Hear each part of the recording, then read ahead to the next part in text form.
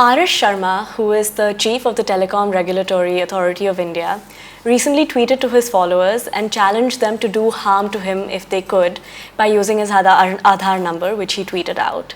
And we're here today with Srinivas Kodali, who's an independent researcher who works on security and privacy, to talk about the information that has come out from R.S. Sharma's tweet. Now, this information includes things like his mobile number, his PAN card account number, his personal address, his frequent flyer miles number for Air India, which is apparently also his security password for his Gmail account. And at the same time, UIDAI has said that its Aadhaar database was not accessed for these personal details. How accurate is that statement? Well, some of the information is definitely with the UIDAI, the basic KYC requirements that they collect: his address, phone number, his photo, maybe email ID. Well, the UIDAI always says that its central database, which the CIDR, is always secure. I think it is secure, but we don't know. Nobody has carried out any audits or security checks, not that we know of. So it's secure because they say it's secure. Also, most of this data probably didn't leak from Aadhaar or from the UIDAI. It probably leaked out from other government databases, which has the information of R.S. Sharma, like the Income Tax Department or like the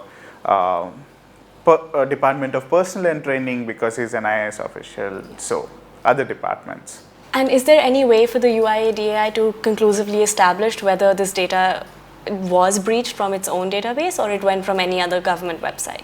So one thing we must understand is the Aadhaar project is not a single database. It's a collection of databases.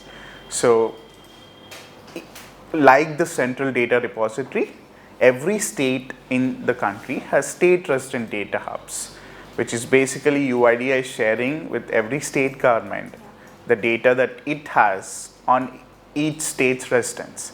So each state has built its own mini Aadhaar databases, and this has been sort of replicated by other departments and other private players too. For example, you would see that Airtel has your Aadhaar numbers, which it used to create bank accounts too. Okay. So the UIDAI does not know who is using Aadhaar for what purposes and where all it is being used. So if you are asking me, can the UIDAI say where the data leak happened from? They would say it's not their job. Okay?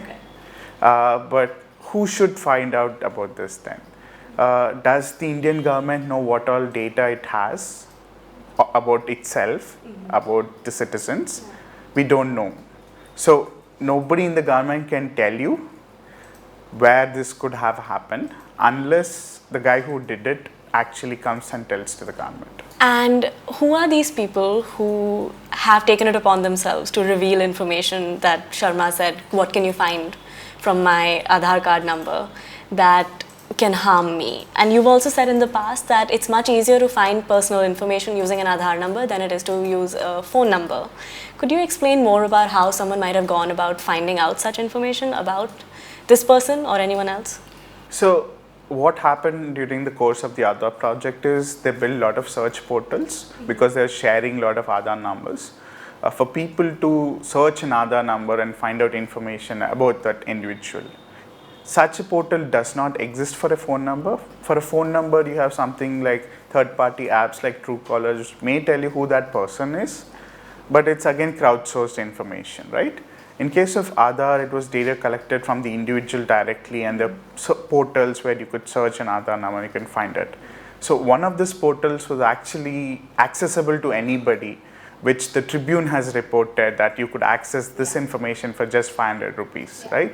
So in terms of access and in terms of the amount of information that is available or the number of individuals that are covered, the penetration for Aadhaar is like near 100% of the population, while that of phone numbers is much lower. Okay. So finding out information about somebody with Aadhaar is like much easier compared to just using his phone number.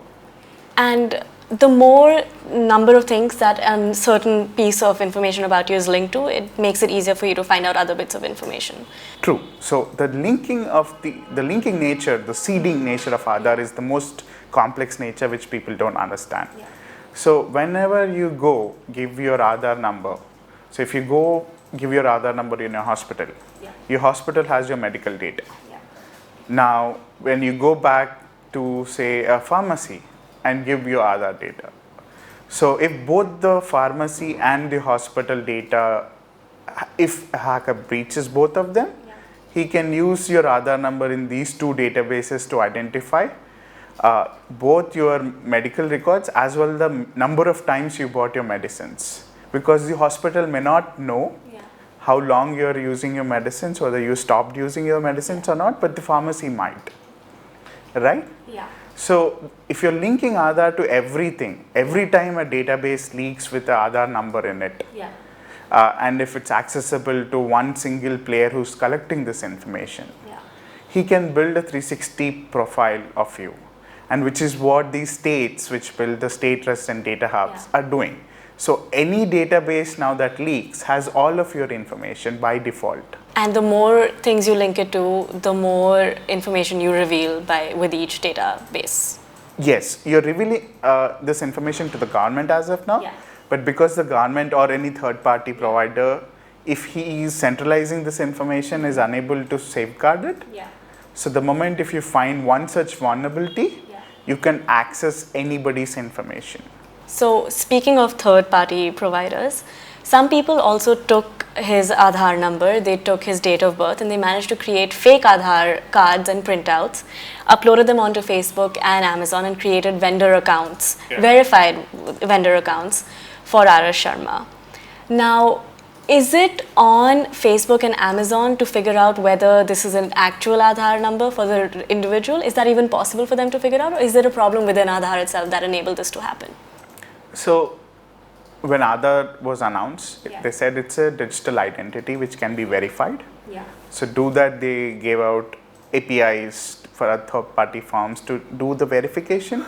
But unfortunately, this very verification APIs is harming because these entities are pulling out data and storing it with themselves. Yeah. So Amazon can technically verify that you have given a digital identity that belongs to someone, Yeah. but they won't know if that someone is you or not until they physically verify you, because in the internet, in the digital space, Yeah. you could be a dog typing, right? You wouldn't know. Yeah. You wouldn't know unless you go behind the computer and check who it is. Yeah. So it's hard, and exactly that's what is happening with all these individuals. Some of them researchers, some of them just curious people, some of them just probably teenagers who are having fun, Yeah. can now find out information about Arash Sharma because they just want to prove him that he's wrong. They're just probably curious to do so. And they have a lot of options for doing so. Yes. And Arash Sharma has responded, and he said that he doesn't think of these as concrete examples of harm, which is what he had asked for.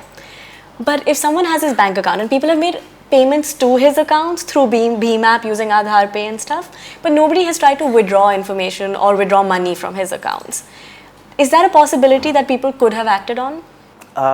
Yes. I mean, there have been instances where an MP lost money, where there have been social engineering attacks, where people would just call up the user and say, I'm calling from the bank. Yeah. We have to link your Aadhaar account. I just have initiated the transaction. You'll get an OTP. Can you just let me know? And most people just give this away, right? They're not aware. Yeah. Okay, there's a lack of awareness. Yeah. So people don't know what Aadhaar is to most of the time. So you don't know what your OTP is coming from. Is it coming for a bank transaction, or is it coming for a linking process, or is it coming for a eKYC or a signature? You don't know. Yeah. So an Aadhaar can be used for anything and everything. So this makes it very dangerous because the end user does not know what's happening. And going off of this, because all of these bits of information are fairly permanent bits of information and you can't actually cancel or withdraw your Aadhaar number, is it possible that harm, even in a way that Arash Sharma understands it, can happen to him later? So I believe the kind of harm that he's talking about is something related to financial harm, or something which could like take away his property, take away his identity itself, right? Right now, people have stolen his identity. Okay, and that is harm to people sometimes. And the way he is coming from, harm to him versus harm to a young person or a minor child could be completely different. So would his information which is leaked now, can it cause him harm in the future? Yes, but what kind of, yes, in what ways is something what we can't predict. Because it would depend on whether the Aadhaar project is being used everywhere in the future, or it's being shut down the court, or if the UIDAI will allow R.S. Sharma to reset his Aadhaar number, which a common citizen can't, because there is no provision for an individual. So right now R.S. Sharma has voluntarily published it, but what if somebody accesses my Aadhaar number without my permission? Now, the UIDAI does not has a mechanism to help me out here. The UIDAI simply will say that it's not their job. And that's a question I was coming to, which is that R.S. Sharma is the head of TRAI. He's also been a former CEO of the UIDAI itself. And he is a public figure of sorts. So a lot of this information was in the public sphere, and maybe he was comfortable with it being out there. But what you're saying is that this can happen to pretty much anyone else. And they might not have the same means of redressal available to them or as quickly. And he may be able to reset his Aadhaar number, but the rest of us will not be able to. And it is possible that someone else will use our information to withdraw money from our accounts or impersonate us in other ways and actually cause us harm. And then because Aadhaar is not verifiable, we will not be able to verify whether it was us or someone impersonating us who did this. So what Aadhaar is a self-certified ID of sorts, because when you go register for an Aadhaar, you give it an set of information, which they don't verify. If I go tell that I'm somebody else, I'm R.S. Sharma, and register for an Aadhaar now, I can get an Aadhaar with his details. UIDAI does not verify it. It doesn't do the verification which a passport official would do, perhaps, right? So yes, this information can be used now to create a digital ghost of sorts, which is the exact ghost Aadhaar project was supposed to eradicate, that there are duplicate ration cards and duplicate PAN cards. So, but you would say that it actually enables it? Yes. It doesn't even stop. And you won't know itself. You can't find it out. And so, coming back to the main question, what if it happens to you? If somebody takes over your identity, there's nothing much you could do as of now. And let's just hope that the people in UIDAI realize that and fix the system. And in terms of the privilege that R.S. Sharma has, and let's hope that he realizes that there is an issue here. And he has been a champion for privacy, okay? Let's not just blame R.S. Sharma for some reason, because he challenged us for this. R.S. Sharma has brought net neutrality to India. He's a champion of rights, and because he built Aadhaar himself, he's probably not really aware of the other issues that people might be facing. So I think this is that moment which R.S. Sharma could use it in a positive way and recommend the UIDAI as its ex-CEO to actually fix some of these issues. Are these issues new? No, I mean, it's been happening for a while. You yourself have also published reports in the past that have brought forward information that like 13 crore Aadhaar numbers.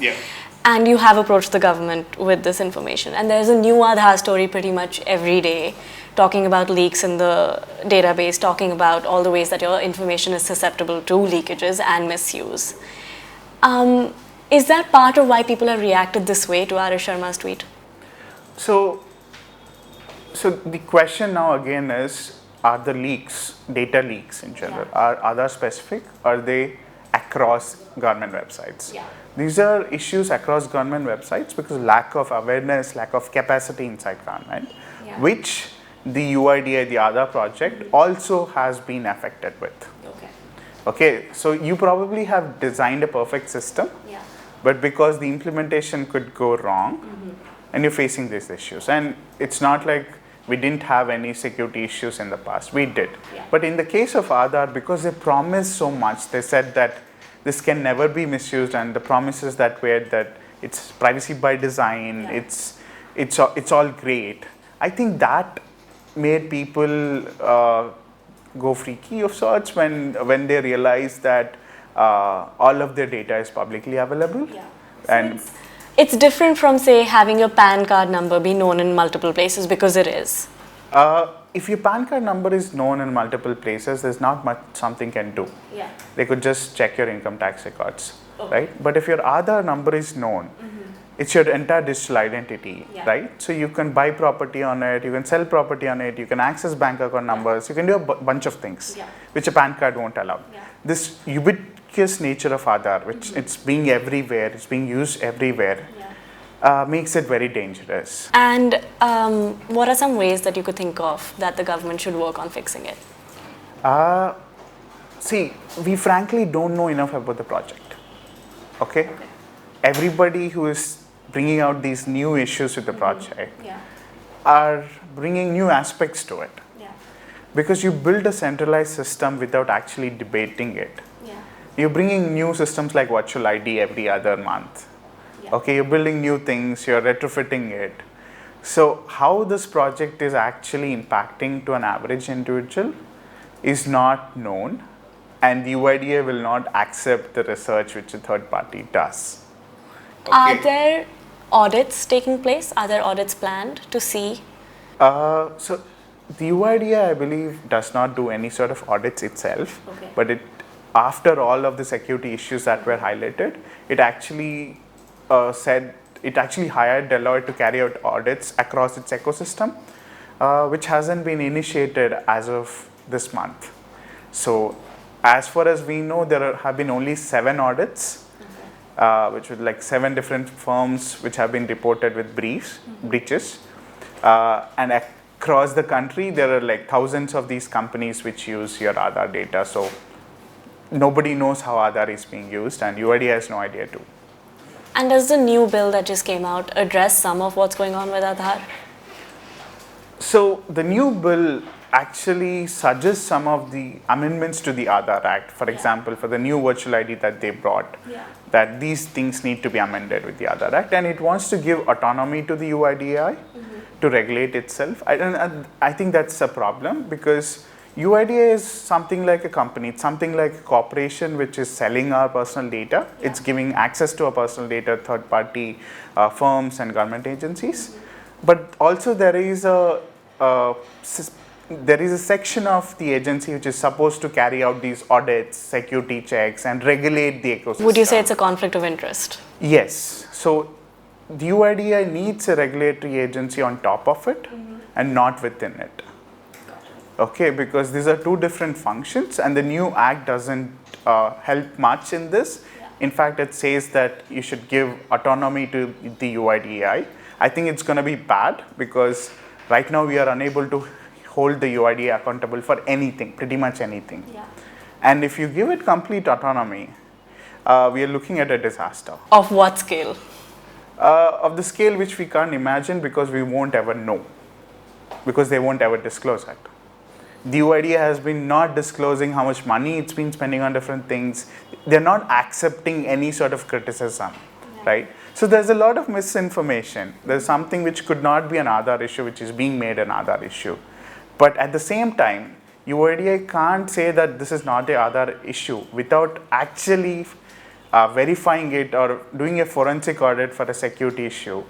It simply issues a statement within a day, under 24 hours, somehow miraculously, that there is no issue with Aadhaar.